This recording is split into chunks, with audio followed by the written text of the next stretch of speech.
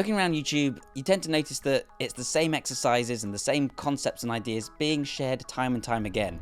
There's tutorials on how to squat properly, bench press, curling, running, losing weight, and this is all great stuff, but it's kind of tired at this point. There's only so many videos I can watch on how to build six-pack abs, and it's a shame when there are so many awesome exercises out there that in many cases are actually more fun and enjoyable, and which can build types of strength and performance that often get overlooked. In particular, in this video then, I want to share with you 4 exercises that no one ever talks about, you never really see shared, but which can build amazing performance, functional performance, turn you into a better athlete, a better mover, in what I think are some profound ways. And they're fun, and they still build strength and muscle. Bear crawl on a railing. So crawling itself is a phenomenal exercise that I've discussed ad nauseum on this channel. Not only do crawl variations train the core, shoulders and even quads and glutes as you aim for distance, not only do they develop better breathing and wrist mobility, they also build proprioception, balance and coordination. As contralateral movements, crawls require you to move your left arm and right foot simultaneously, a movement pattern that we need for countless other athletic endeavours. But if you want to take this to the next level, then try performing crawls on a narrow beam or railing. When you do this, you massively increase the stability challenge as you need to try and keep your body balanced on the narrow surface. You'll do this primarily by using your grip. You'll need to twist the bar left and right to prevent overbalancing. This is not just a bit of fun. Practice this for a while and your forearms will feel like they're on fire, and you'll gain a tremendous pump in your arms. And that's what I really want to convey. You can try movements like this that are fun, challenging and engaging and still get an amazing workout. You don't have to choose. Of course, you'll need to be even more aware of your body in space. You'll need to keep your arms and feet in line, and you should also try to focus on keeping your spine neutral and your body relaxed. It might seem counterintuitive, but the more you tense up, the more likely you are to fall off. Make sure you're safe when practicing this movement. Perform with a spotter, ideally, and start on something low and wide. You can actually purchase balance beams on Amazon or eBay, and these work perfect for this. And there are plenty of fun variations too. Try going backwards for a real challenge, or standing up from the crawling position. And as you become more confident doing this, imagine what kind of balance, stability and movement confidence you are developing. Crawling like this is a tool used by parkour athletes and the likes of Georges Hebert and Ido Portal. It is one of the staples of movement training. Masai Jumping. And now we take a trip to Kenya and northern Tanzania to visit the Masai tribe. This nomadic tribe is known for being able to jump extremely high, and in some cases higher than even pro athletes. This is thanks to a ceremonial dance they perform called adumu or igus, I'm probably saying that completely wrong, also known as the jumping dance or Masai Jumping. I featured this movement recently in my video on leg training, but I wanted to come back to it as it's such a fascinating concept.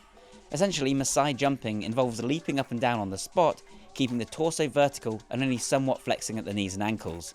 You're bending the ankles and the knees just enough to absorb impact, but without the usual amortization phase. You're not dipping down into a deep squat and leaping up, like we usually associate with vertical jumping.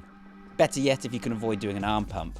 The reason I wanted to come back to this is that it's actually a profoundly excellent form of training that deserves far more credit and, I think, widespread use. As functional coach JC Santana explains, being able to jump in sports is not about generating power from a deep squat. It's about being able to rebound energy from the ground. When we're playing sports, we jump off of one foot while running, and we hardly flex at the knees at all. So it's not as much about being able to generate force from nothing as it is about translating power, translating energy upwards. And the same is true for sprinting. Studies show there is actually very little in the way of ankle dorsiflexion when we sprint. The foot stays pretty much still thanks to an isometric contraction in the calf, and the energy comes from the ankle stiffness and the fascia rebounding off the ground. And that's exactly what you're training when you jump like this. People argued with me when I presented this, but just look at these guys, it speaks for itself.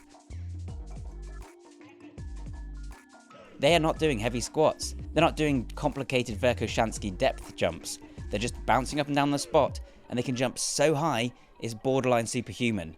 And you can do this anywhere with no equipment, and it's fun. What's more is you'll be training a bunch of other stuff this way too. It's great for your posture, for example. The impact will build massive amounts of bone density. Now, of course, leaping up and down like this without bending your legs is a lot of impact. And if you go straight into this, especially if you have any existing issues, then you'll possibly risk injury. I therefore recommend highly starting with smaller jumps.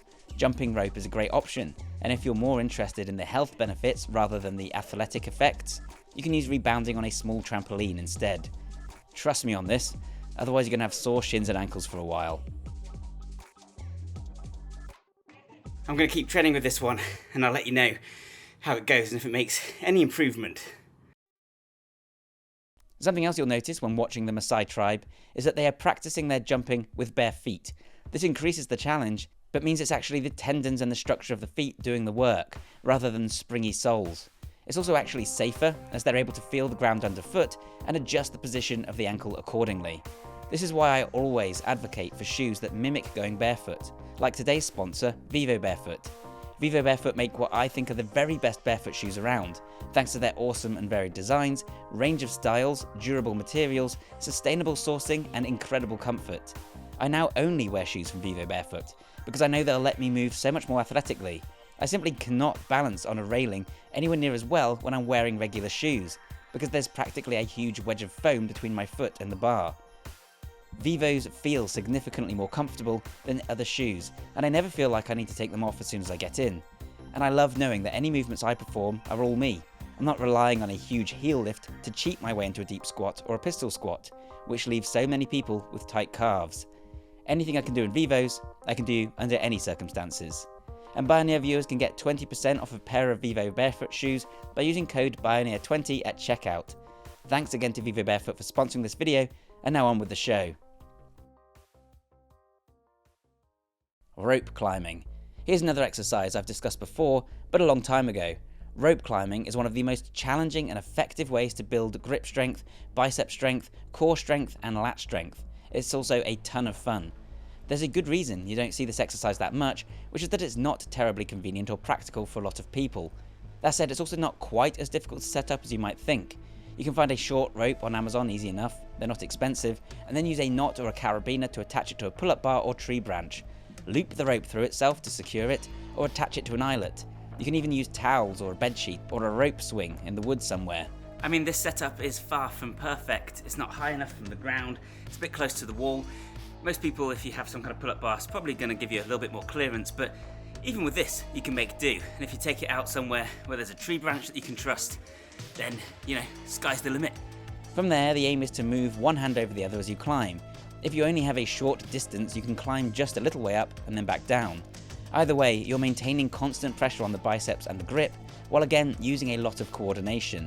This will build massive strength endurance, tendon strength and grip strength, which both lend themselves to the kind of practical strength that translates to labour, rock climbing, grappling and more. Train for time, and this also becomes a matter of energy and breath management. If you want to use your legs, you can experiment with using a hook grip or other methods, or you can make this an arm-only exercise. If you also lift the legs into an L-sit, it becomes more of a full body movement. If you only climb up and then drop down, it becomes a concentric-only exercise, and likewise if you only climb down and then jump up, it becomes a eccentric-only exercise. What I really like to do is climb up to my pull-up bar, then climb around the pull-up bar, and then back down. It just challenges the body at so many more different angles as compared with just performing repetitive pull-ups, and again, it's a lot more fun. Again, be safe, you can use a spotter, and there's no need to go high off the ground to start with. Precision broad jump. The precision broad jump is another exercise I've touched on in the past, but never featured in depth. This is a forward leap with an added challenge, landing on a small target in front of you. I like to do this by placing two small towels opposite one another. This is an explosive exercise that once again builds a kind of jumping that we actually use, as opposed to the artificial vertical leap. That's because very often we jump forwards rather than upwards, whether crossing a gap or jumping over an obstacle. This movement also works slightly different muscles as compared with jumping directly upwards. Specifically, it places more emphasis on the quads as you lean forwards more. Of course, you're not only building strength, but also challenging your precision, your ability to gauge power and to aim for a landing. There are some specific tips to help you do this. For example, make sure that you try to land as quietly as possible by fully absorbing the impact with your legs. You should end up almost squatting. This will help you to avoid overbalancing, it will prevent jarring the knees, and it will make this a more intense exercise. After each rep, jump up, spin round, and repeat in the opposite direction. Again, just like the crawl, this looks like a fun movement, but it is in fact a highly challenging exercise that will build strength and size if you use it correctly. The key is to perform lots of reps and to keep landing softly into that position. All those squats on your toes build up and you start to really feel a decent burn by the end. Do 3 sets of 10 or 3 sets of 15 and you will feel this, and do the crawls after and you'll know all about it in the quads. There are countless variations on this movement too, from jumping onto a raised platform as you become more confident, to continually jumping forward, or how about jumping with a twist, maybe jumping between multiple targets in different directions. So there you go guys, there are some exercises that nobody talks about, but which can build incredible functional performance and build strength and muscle, and which are a ton of fun.